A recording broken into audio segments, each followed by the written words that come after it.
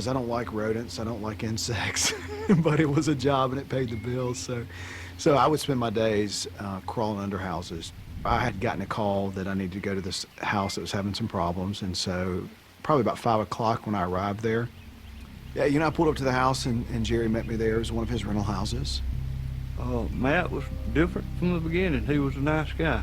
He knew everything that was to be known about it, what his job was for and what it was about and what he was using. I liked him. Jerry took me to the side of the house where the crawl space opening was, and I remember the crawl space opening was about 2 feet by 1.5 feet, so it was pretty small, and I actually had to throw my flashlight, throw my hat in, and actually look like I was diving in a pool to get under the house. The crazy thing was Jerry sat there and watched me the whole time. I crawled under anywhere from 5 to 7 houses a day. I never had a customer watch me, but he was there. And in fact, I remember thinking, man, if you quit watching me, I could get done with this a lot quicker.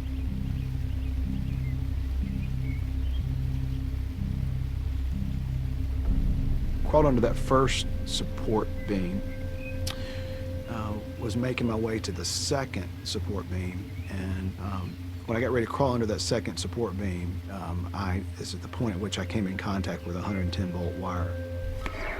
That's when things start to go crazy. That's when I heard that terrible sound of him getting electrocuted. Every muscle in my body was contracting and pulsating and just throbbing. There was a tremendous heat, almost as if my body was on fire. The heat of electricity I felt like was actually burning my insides. I thought, this is it. This is the end. This is how I will die. He was, I think, about 16 feet away with his face down. I thought he was dead. It was pain like I've never experienced before, my head was like a basketball being dribbled real low to the ground, like a dooka dooka dooka dooka dooka. My teeth were like a wind-up set of chatter teeth. You wind them up and your teeth are chattering. That's what my teeth were doing. In the midst of everything that was taking place, I do remember being scared, and I think my fear was probably more for my family than it was for me, because I knew that they were gonna experience the pain of losing someone that they loved dearly. I did sense that my heart was stopping, that it stopped, but it was in that moment that I was taken from it and actually allowed just to witness it from outside of my body.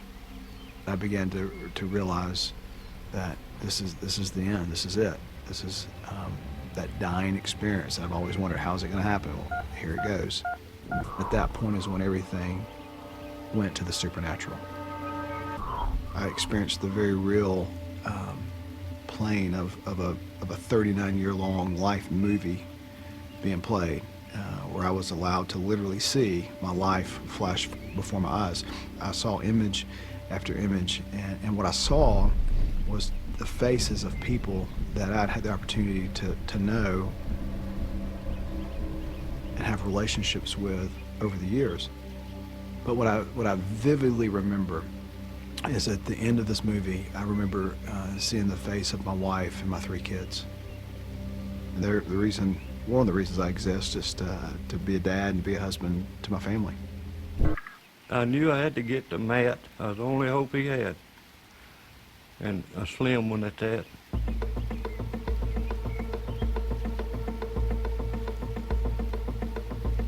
And I just dove through that hole to try to get there as quick as I could.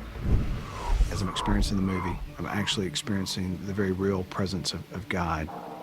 It happened through the form of through light. It happened through the form of actually hearing my name actually being called. That light was all-encompassing. It was surrounding me. It was basically at that point the essence of who I was that light. As I'm moving, if you will, almost closer to the light, I heard God literally speak my name. Imagine if thunder could speak, if when you heard thunder, it actually was speaking your name. It was in that moment that I knew that God was very real and very in that moment for me.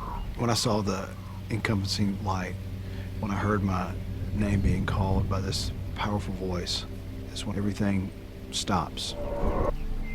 The wire was hanging in the middle of his back, and I just reached and got the pipe and brought it up, pushed the wire out of the way. I remember at that point being pushed over onto my right-hand shoulder, and I looked and I saw the face of Mr. Jerry Oswalt, the man who owned the house. He said, "How'd you get here so quick?" I said, "Matt, I don't know. I really don't." I was overcome by appreciation for him, appreciation for what God had done, what had taken place. There's no way he could have gotten in the crawl space in that amount of time, just based on his ability, his physical ability at that time. We crawled out from under the house together, got out from under it, and remember telling him, I need help, my body's hurt, call 911. They were just astonished that I was alive. Number two, that there was no long-term lasting side effects. Long-term exposure to electricity like that can often cause neurological damage, can often cause cardiological damage to your heart. And yeah, every one of them to the person said, "You obviously have a reason and a purpose for being here, because you should be dead." Yeah, the whole experience was very surreal, because in that moment where my body was literally convulsing with pain, I really would equate it to almost like a hell experience. But in that moment of experiencing hell, I was literally experiencing heaven in a very real way. The significance of that moment for me was that I needed to be reminded that God hadn't forgotten me. I went to college, got a master's, did all the stuff I was supposed to do, and here I am crawling under houses looking for insects. This is not what I felt like I was created for. And I need to be reminded that my life does have purpose. Now, it's not wrapped up in what I do, it's wrapped up in who I am. I sent a bug man down in that hole and pulled the preacher out. I don't fear death. I've been to the edge, and I've tasted and I've experienced it. I've been reluctant to change light bulbs since then. Yeah.